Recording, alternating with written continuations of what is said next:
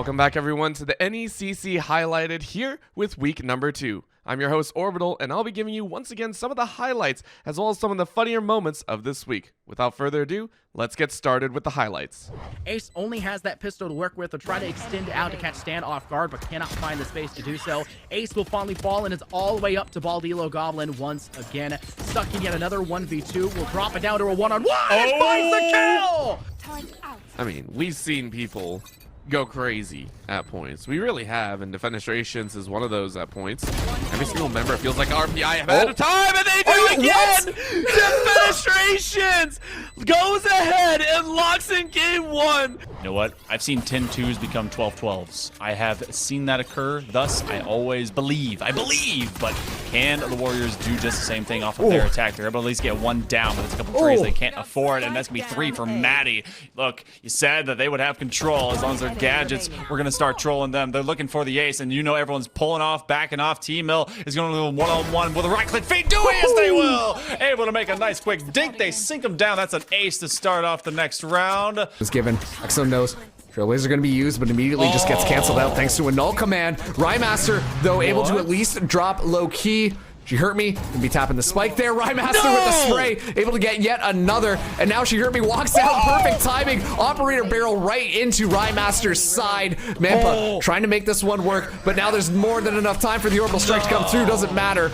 Good, actually, really good read right there. I will give credit where credit is due.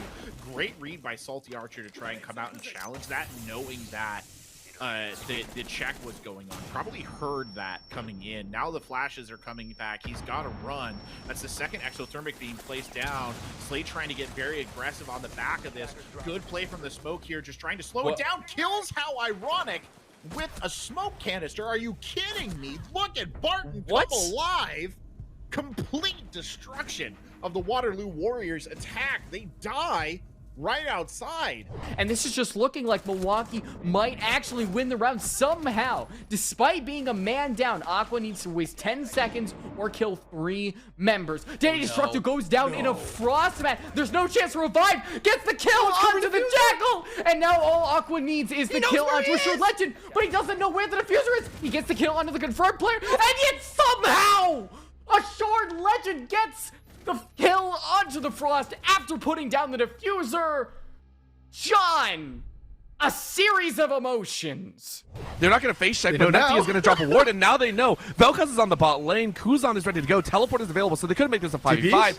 They're going to try, but the Baron's doing so much work. In goes to the back. 1C is there, but the South, the root, the death. 1C is blown up. Hostile takeover is going to do some work, but the smite goes down, and they've done it. They have gotten the Baron, but what do they get out of it? They don't get much. It's going to be 3 down on the side of Farmingdale. In goes the Lance Rested. They are going to survive. Kuzan's coming back in, just on top. Do you kill them all? Kuzan gets it. They finish. The Baron was smited, but you get nothing. A negative Baron power play. The red side of the map has been very conquered. They're gonna get this one up, but the knockup also lands and it's gonna get the victory on this little team fight. Very important one for the Misericordia Cougars team. Creed just trying to get away. There's still 3 members alive. The super mega death rocket finally finalizes. HP shred with that Leandry's Torment. Oh my god, everyone's looking to just remind XM that he's an ADC. It's up to Hazuko this time around. They find the stun. He's lacking a little bit in the damage department. The flash comes through, but it's not going to be enough, and Odd Auto from the other side of the map grabs the kill. It can be painful, but now they're walking into deep vision on their own, but that's going to work in their advantage. 1C throws out a little bit of a shield and says, hey, I found the opportunity.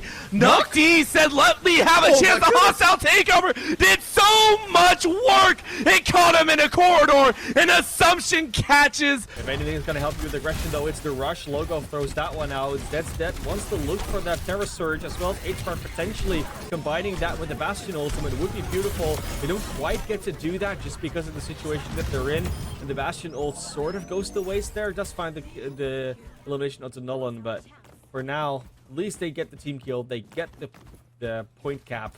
With a couple of headshots and a roll through, you should get your mines up.